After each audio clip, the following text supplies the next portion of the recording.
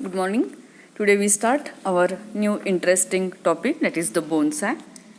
Bonsai is a tree planting, Japanese art form which utilizes cultivation techniques to produce in containers small trees that mimic the shape and scale of full-size trees.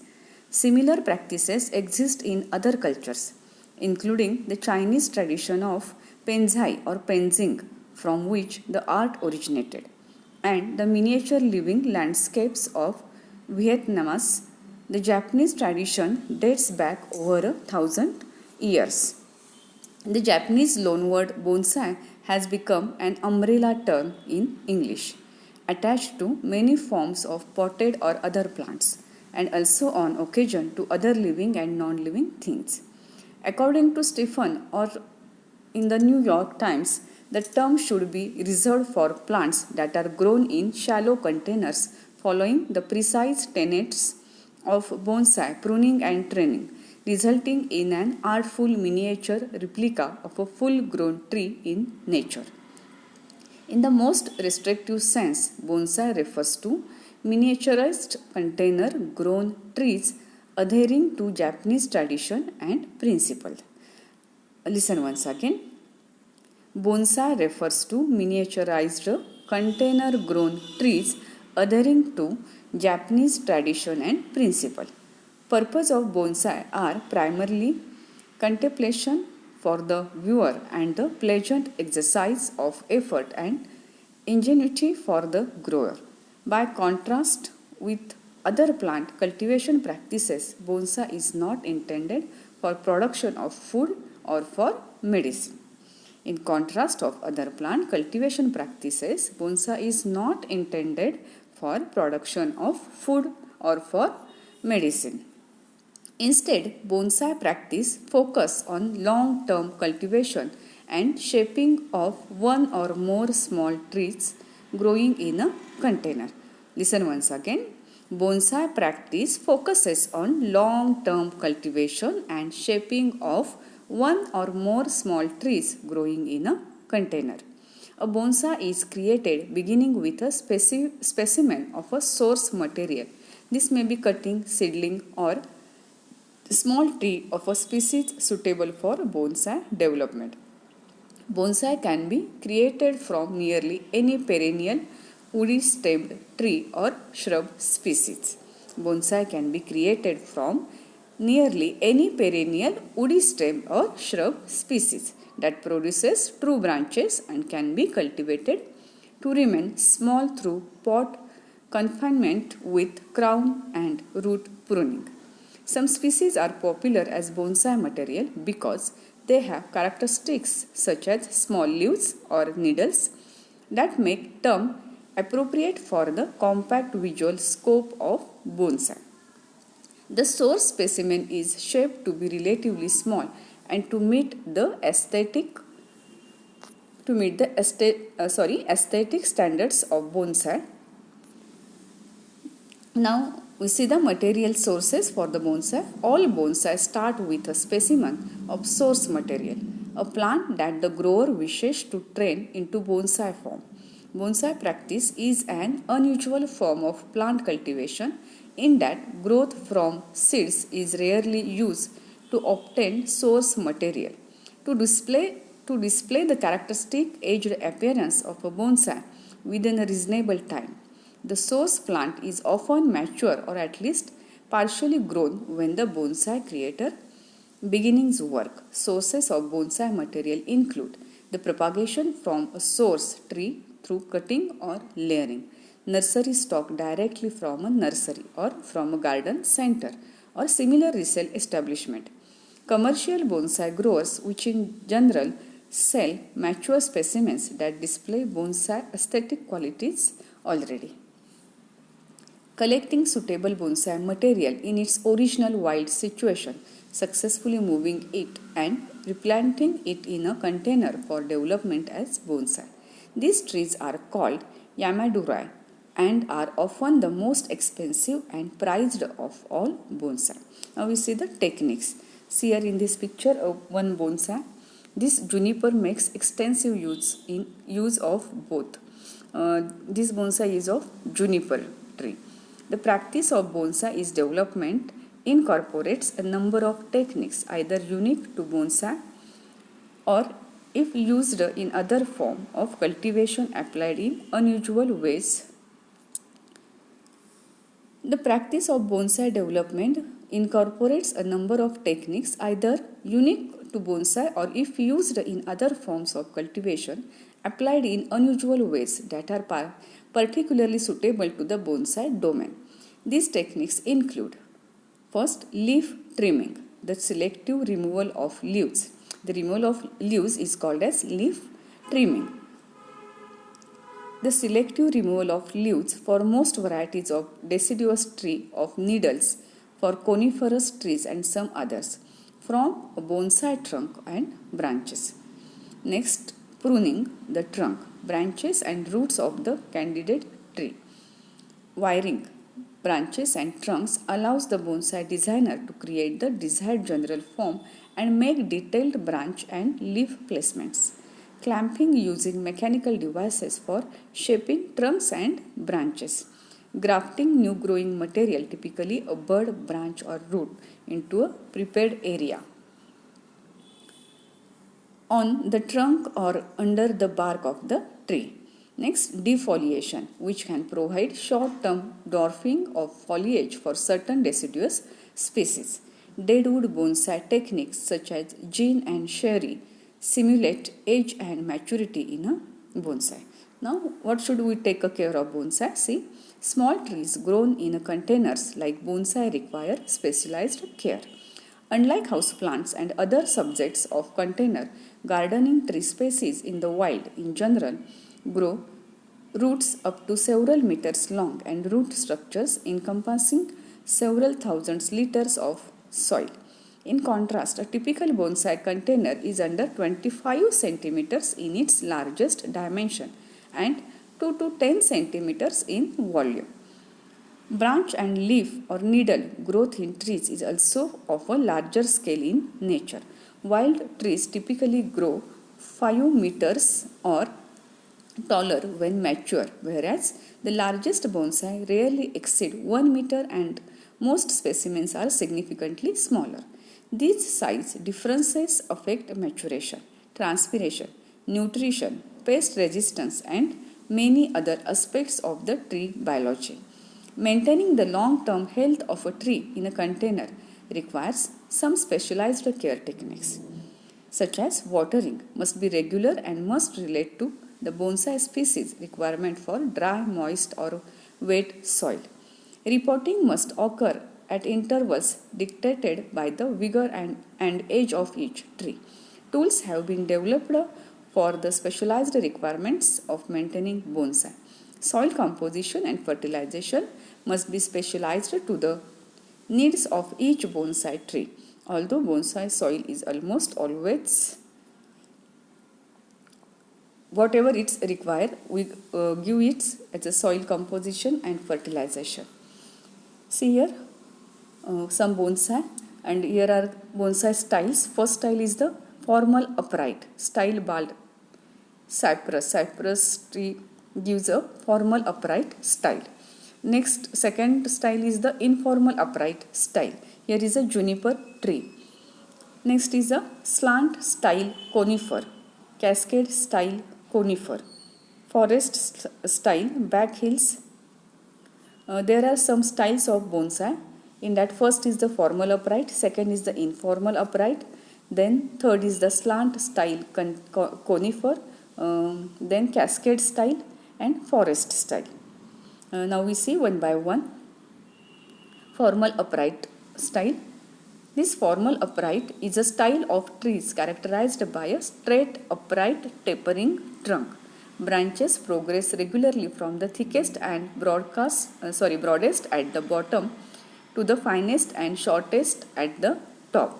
Informal upright is a style of trees incorporating visible curves in trunk and branches, but the apex of the informal upright is located directly above the trunk's entry into the soil line.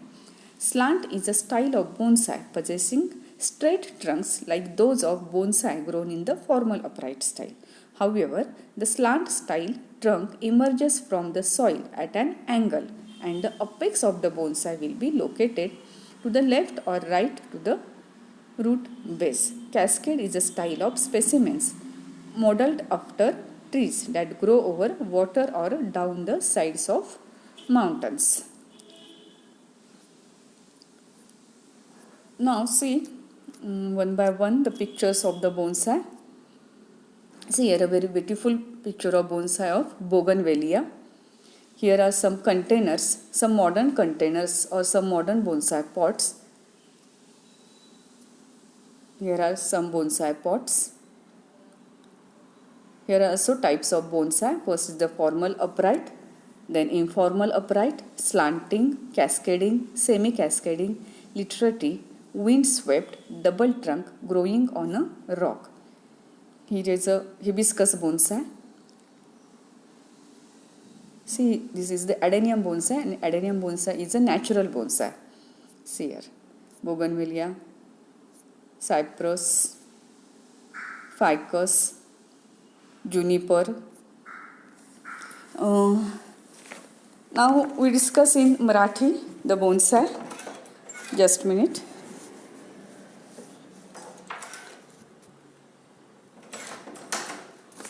मनुष्य हा निसर्गप्रिय प्राणी आहे. लोकसंख्येची अमर्याद वाढ, जागेची कमतरता या कारणाने मानवाचा निसर्गाचा सहवास कमी झाला आणि आता तर कॉन्क्रीटच्या जंगलामुळे फ्लॅटच्या संस्कृतीमुळे त्याची घराभोवती बागेची हौस पण भागेनासी झाली. पण या परिस्थितीवर मानवाने मात केली. मोठ्या झाडांना छोटे रूप देऊन निसर्गालाच आपल्या बाल्कनीत किंवा बैठकीत आणले आहे. निसर्गाच्या सहवासाच्या आवडीपोटीच bonsai, bottle garden, tray landscape इत्यादी कलेचा जगभर प्रसार झाला आहे. जपानमध्ये या कलेला 700 ते 800 वर्षापूर्वी सुरुवात झाली. त्याबाबतचे सचित्र कालदर्शक पुरावे त्यांच्याकडे आहेत. तरी पण सध्याच्या बोन्साय कलेची प्रगती 18व्या व 19व्या शतकातीलच आहे. या कलेचा विकास 200 वर्षापासून होत राहिला असला तरी दुसऱ्या महायुद्धानंतरचा त्याचा प्रचार व प्रसार जगभर झाला. बोन्साय ही एक शिल्पकले सारखीच कला आहे. जपानमधील बोन्साय निर्मिती तंत्र निसर्ग निरीक्षणातून व त्याचे प्रत्येक वस्तूत लहान रूप देणाऱ्या स्वाभाविक प्रवृत्तीतून विकसित झाले आहे. बोन म्हणजे उथळ तबक आणि साय म्हणजे रोप. ऐका परत एकदा. बोन म्हणजे उथळ तबक आणि साय म्हणजे रोप. उथळ तबकातील रोप असा अर्थ दर्शवणारा बोन्साय हा शब्द तयार झाला. वामन वृक्ष हा बोन्सायला मराठी भाषेतील पर्यायी शब्द म्हणता येईल. बोन्सायलाच आपण मराठीत वामन वृक्ष असेही म्हणतो. निसर्गाच्या समतोलात पूर्णतः वाढलेल्या एका मोठ्या वृक्षाची हुबेहूब लहान स्वरूपातील आकर्षक कलापूर्ण जिवंत प्रतिकृती अशी बोन्सायची व्याख्या केली जाते. बोन्सायचे 3 साईजमध्ये वर्गीकरण करता येते. पहिला येते बेबी बोन्साय. हे 5 ते 15 सेंटीमीटर उंचीचे, साधारण 6 इंचापेक्षा कमी उंचीचे असते आणि यासाठी लागणारी झाडं म्हणजे स्नोबुश, अरेलिया, एम्बलालिस, मेनी एक्झोरा, मिनियर डाळिंब व वड पिंपळ यांचे पण बेबी बोन्साय आपल्याला करता येऊ शकते. नंतर दुसरा प्रकार आहे तो लहान प्रकार. याच्यामध्ये 15 ते 30 सेंटीमीटर उंचीचे, साधारण 6 ते 12 इंच उंची असणारे झाड असते आणि त्यासाठी लागणारी झाडे हा थॉर्न, ड्युरांटा, कामिनी, सेरसा ही झाडं आपण लहान बोन्सायसाठी वापरू शकतो. त्यानंतरचा प्रकार आहे तो मध्यम आकार किंवा मीडियम साईज. याच्यामध्ये 30 ते 54 सेंटीमीटर उंचीची, साधारण 12 ते 18 इंच उंची असणारी झाडे आपण घेतो. याच्यामध्ये बोगनवेल, ज्युनिपर, क्रिसमस, आंबा, वड, पिंपळ इत्यादी झाडे ह्या मध्यम आकाराच्या बोन्सायमध्ये किंवा मीडियम साईज बोन्सायमध्ये येतात. आणि त्यानंतरचा प्रकार आहे तो म्हणजे मोठा आकार. याच्यामध्ये 60 ते 120 सेंटीमीटर, साधारण 24 इंचापेक्षा अर्धी उंची असणारे 4 फुटापर्यंतची झाडं आपण मोठ्या आकाराच्या बोन्सायमध्ये घेऊ शकतो. नंतर आहे बोन्साय न होणारी झाडं. बोन्साय न होणारी झाडं ही आहेत ती अशी की ज्यांची मुळे व पाने वरचेवर कापता येत नाहीत अशी झाडे आपण बोन्साय करण्यासाठी नाही वापरू शकत. उदाहरणार्थ नारळ, सुपारी, केळी, पपई, पाम ही जी झाडं आहेत त्याचं आपण बोन्साय नाही बनवू शकत. बोन्सायच्या झाडाची निवड कशी कराल? तर सगळ्यात पहिल्यांदा खोडाला आकर्षक साल असावी. जाड खोडाची सशक्त झाडे निवडावीत. छोटी पाने, छोटी फुले, छोटी फळे अशी झाडे निवडावीत. फांद्यांची वाढ शक्यतो खोडाजवळ असावी. पेरामधील अंतर शक्यतो कमी असावे आणि वनस्पती सदाबहार असावी. यासाठी लागणारी जंतुनाशके कोणती तर बघा, रोगर, BHC, फेसिफ्युरा, मॅलॅथिऑन ही जंतुनाशके आपण बोन्सायसाठी वापरू शकतो. त्यानंतर बोन्सायसाठी खत कुठलं वापरायचं तर प्लॅटोला, प्लांटाकोला, सुफला इत्यादी. नंतर बोन्सायची माती कशी तयार करायची हा अतिशय महत्त्वाचा भाग आहे. तर एक पाटी तुम्ही माती घेऊ शकता, म्हणजे एक पाटी माती घ्यायची आहे. एक पाटी चांगले कुजलेले वाळलेले शेणखत घ्यायचं आहे. एक पाटी विटांचा चुरा, त्यांना एकत्र करून जंतुनाशक चोळावे व 2-3 दिवस चांगले वाळवावे. नंतर 4 गाळण्यातून गाळून घ्यावे. आणि जी सगळ्यात बारीक पावडर पडलेली असते ती आपण बोन्सायसाठी नाही वापरत. जी मोठी जाड माती असते ती बोन्सायसाठी वापरायची असते, कारण जी बारीक फाईन पावडर असते ती त्याच्या मुळांना चिकटून मुळं कुजू शकतात. त्यामुळे ह्या बोन्सायच्या मातीचं प्रपोर्शन काय तर माती, शेणखत, विटांचा चुरा हे सगळं समप्रमाणात घ्यायचं आणि ते एकत्र करून त्याला जंतुनाशक सोडून 2-3 दिवस वाळवलं की मग आपण ही बोन्सायसाठी वापरू शकतो माती. त्यानंतर आपण बोन्सायमध्ये तारेचा उपयोग करतो. तांब्याची किंवा ॲल्युमिनियमची तार आपण बोन्सायला वापरतो. कशासाठी तर आकार देण्यासाठी. त्याचं जे खोड आहे त्याला आपण किंवा ब्रांचेस आहेत त्याला आकार देण्यासाठी आपण तारेचा उपयोग करतो. रोपाचे मूळ, खोड आणि फांद्या, उपफांद्या यांना मनात योजलेला आकार देणे आणि त्यांचा रोपाला आधार देण्यासाठी तारेची आवश्यकता असते. सपोर्ट देण्यासाठी जाड साधारण 18 ते 20 गेजची गरजेनुसार तार वापरावी. तसेच त्यांच्याहून बारीक फांदीसाठी वापरावी. त्यानंतर बोन्सायचे पॉट मी तुम्हाला दाखवलेत. वेगवेगळ्या शेपमध्ये पॉट त्याचे अवेलेबल असतात. झाडाचा आकार लक्षात घेऊन पॉटची निवड करावी. साधारण 2 ते 2.5 उंचीचे पॉट बोन्सायसाठी वापरावे. त्यापेक्षा अधिक उंचीचे पॉट बोन्सायसाठी योग्य मानले जात नाहीत. गॅस्केट व सेमी गॅस्केटसाठी मात्र भरपूर उंचीचे पॉट हेतुपुरस्सर वापरले जातात. त्यानंतर स्टाईल. आता आपण मगाशी सगळ्या मी स्टाईल सांगितलेल्या आहेतच. बोन्सायचा आकार, खोडांच्या वाढीचा कस यानुसार बोन्सायचे खालीलप्रमाणे वर्गीकरण केले जाते. जसे आपण मगाशी स्टाईल बघितला, formal upright, informal upright, slanting, wind swept, semi cascade, raft, cascade, twin truck, multi trunk याप्रमाणे त्याच्या स्टाईल आपण त्याला तुमच्या जो काही बोन्सायचं झाड आहे त्याला आपण ह्या प्रकारे स्टाईल देऊ शकतो आणि त्याची ग्रोथ करू शकतो. त्यानंतर आता बोन्सायची घ्यायची काळजी. सकाळ संध्याकाळ पुरेसे पाणी द्यायचं. जास्तीत जास्त सूर्यप्रकाश द्यायचा. मोकळ्या हवेत झाडाला वाढू द्यायचं. जमिनीवर कुंडी ठेवायची नाही बोन्सायची. त्यानंतर नियमित त्याला फर्टिलायझर, खत आहे सुफला, ते त्याला वेळोवेळी द्यायचं. त्यानंतर योग्य वेळी नियमित जंतुनाशके फवारायची. वेळोवेळी कटिंग करून वायर बांधायची. वेळोवेळी वायर तपासावी. खोडावर व्रण पडू देऊ नयेत. झाडाला फार वेळ एअर कंडिशनमध्ये ठेवायचं नाही. बोन्साय घरात ठेवा, पण ते 2 ते 4 दिवसापेक्षा जास्त दिवस घरात ठेवू नये. पुन्हा ते सूर्यप्रकाशात ठेवायचं आहे. त्यानंतर व्यवस्थित वाढ झाल्याशिवाय बोन्साय करू नये. तुम्हाला ज्या प्लांटचं बोन्साय करायचं आहे त्या प्लांटची प्रॉपर ग्रोथ झाल्याशिवाय त्याला बोन्साय करायचं नाही. त्यानंतर मुख्य मुळे, मुळाचे कटिंग, पानाची छाटणी यावर बोन्सायची उंची कमी होण्यास मदत होते. फळाफुलांचा आकार फारच अल्प प्रमाणात कमी होतो. त्यानंतर दरवर्षी झाडाची माती बदलायची आहे, म्हणजे त्याचं रिपोर्टिंग प्रत्येक वर्षी करायचं आहे किंवा करावं लागतं. Okay, all this about the bonsai. See here once again pictures of the bonsai. This is the Bougainvillea's bonsai. This is the Adenium bonsai. This is the natural bonsai. Hibiscus bonsai. There are some types of bonsai.